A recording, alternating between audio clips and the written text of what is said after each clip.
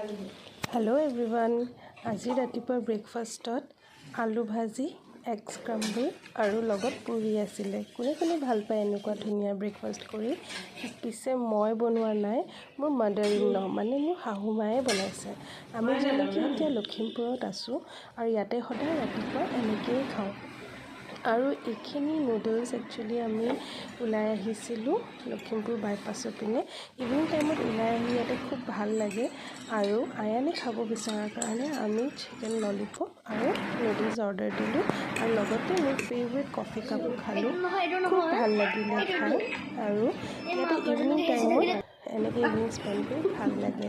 আৰু এইটো নেক্সট দিনা আয়ানে নিজৰ আইতাকৰ লগত জিদ কৰি পুৰিকেইখন বনালে, সৰু সৰু পুৰি, আৰু সি মানে খুব ফূৰ্তিৰে এইকেইখন খালে, লগতে মোকো এখন খোৱালে।